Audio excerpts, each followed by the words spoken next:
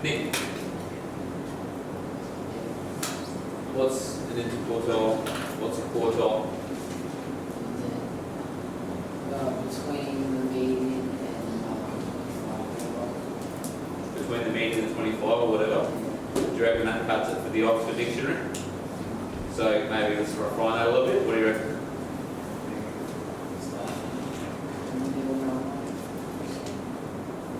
What's a quarter? Yeah. Definition on the definition, mate. Going to help me out, Mark? You don't want to help me out. That's unfortunate. I wasn't really asking. It's like my old man used to call me and say, "Do you want to do the close?" He wasn't really asking if I want to do the close. Do you want to help me out with this one? What's a quartile? Or what's a quarter? Let's start with that. What's a quarter? 1 out of 4, correct? So this is breaking our data into 4 segments. A quartile, isn't it, Nick? So you'd say, thanks, Mark. Let's show them what a quartile is. Thanks, Mark. Now, we've got a range between 25 and 75. What do we call that? Yeah? The range between 25 and 75% is called out. IQR, which stands for interquartile range, correct? yes. Jaden, why would that be a more effective measure of how spread our data is in range? Geez, we've got some definition gurus over here on the right-hand side of the room. James, you want to say it for them, please? It's because the range doesn't show the numbers in the middle of it. Yeah, the range only deals with what scores? The minimum and The lowest and the highest score, correct? If you've got outliers, where are they going to be? Highest and lowest score. So that doesn't really give us a true spread of our data. Whereas the interquartile range shows us where the large majority of our people sit. It shows us where the middle 50% sit. Is that more useful or less useful than our range? Usually it's more useful. So I've given us a number set here to give us some practice calculating. The process is much the same as the median. We're just doing it on either side of the median. Does that make sense? We've got 8 numbers here, so where does that mean our median is going to fall? Between what scores, Jack? And we've got 8 numbers, so our median is going to fall between. That's an even number. So it's going to occur between 4 and? We've got 8 numbers on the board here, correct? Yeah. Our median is going to be between which numbers? The middle score. Where's that middle score going to be? What do you reckon, Vaughan? Where's that middle score going to be? Between 31 and 40.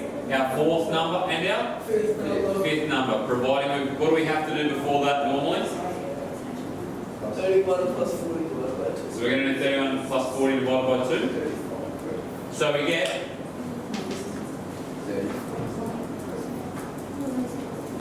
and that gives me 71 over 2, which gives me 35.5 is our median score. We've got a median of 35.5.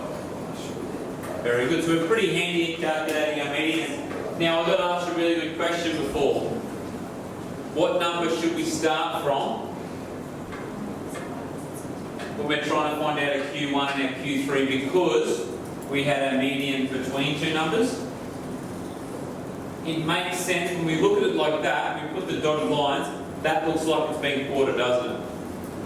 So that's always a good test to see if we draw lines where it should be. If I drew my line here, would that make sense? Would that look like a quarter? No. Or if I drew it there, would that look like a quarter? So I like to apply that little test.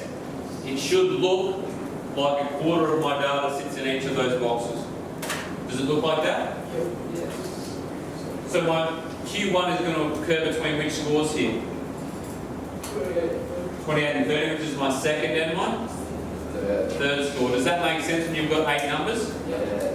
Very good. So it's going to be 28 plus 30 divided by 2, which equals 29. Very good. Mark, where does my Q3 occur? third My third quarter, which is between what two numbers on this? 48. 48 and 46. 48 and 46, so I get 46 plus 48, and I do what with them? Plus. And then I do divide by 2, Yeah. and that gives me 47. For my interquartile range, what do I do?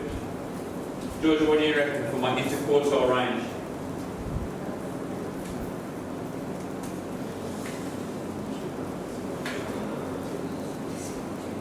How many you want to give her a hand?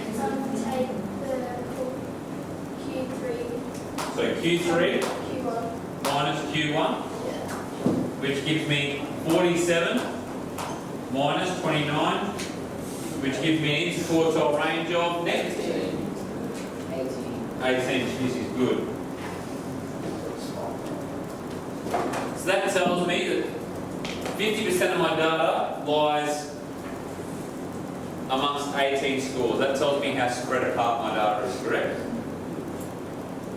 We're going to have a go at example 2 by itself. What's different about example 2? Less numbers we've only got? 6. So where's our median going to occur?